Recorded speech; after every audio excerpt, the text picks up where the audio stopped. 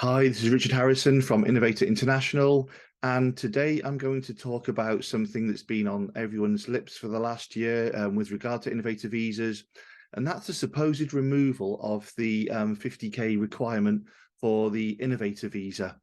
Um, yes, the requirement for £50,000 as a strict figure has been removed, but it's been replaced with, wait for this, the fact that the applicant has access to the appropriate funding from legitimate and unsanctioned sources to operate their business.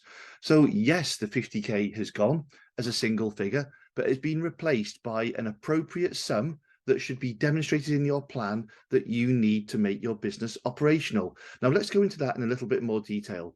Businesses starting from scratch need money. You might need a website, you might need software, you might need some form of app, whether it's a mobile or a desktop app. You need to establish the business, you need to register the business, you need to pay yourself and other people. You may need premises, you'll need insurance. So there are a lot of costs involved in setting up a business. And your plan should clearly demonstrate what these costs actually are.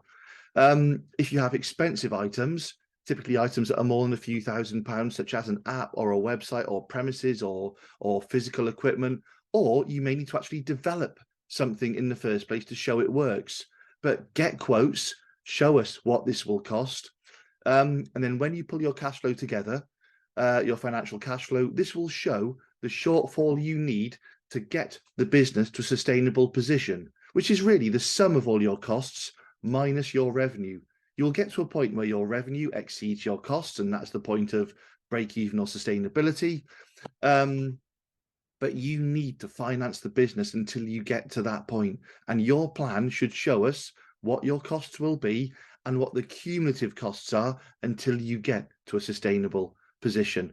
Add a bit on, because there will always be delays. Things will always go wrong, not go to plan, and sales will not come as quickly as you expected. Now, when you add those costs up, it may be less than £50,000, but it may be more than £50,000. And in my personal opinion, the £50,000 been removed because it was an arbitrary amount that didn't have meaning. It's now been amended to something meaningful. How much do you need to get your business sustainable?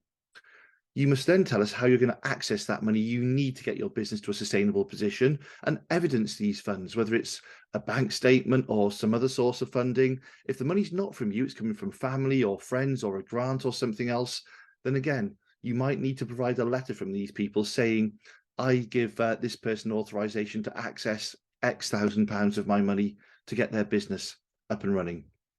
Now, finally, if you need investment, you have to raise this prior to application. Otherwise, you must show the business is sustainable without the needs for any funding that you don't currently have access to. So again, if you're looking for funding, a lot of people think they can come to the UK, get investment quite easily to run their business. Some immigration websites may say it's easy to get funding in the UK. It's certainly not, which is why you have to show that you have access to the funds you need prior to coming into the UK. If investment will bring you greater growth, that's absolutely fine, but you have to show that your business will be sustainable without that additional investment.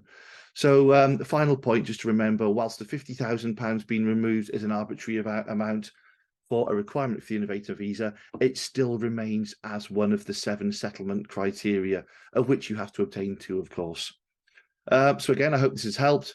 Please do keep your eye on my LinkedIn and our site for details and our business planning course, which is coming by the end of April. What I'm also going to do in these short videos, I'm aware that there are a few on LinkedIn now, and it's easy to get to not be able to find something you want to look back on. I'm going to start using the hashtag Innovator Visa Tips, all one single word, Innovator Visa Tips. If you want to look back over previous blogs I've done and vlogs that I've done talking about snippets of information about innovator visa applications, search for the hashtag Innovator Visa Tips.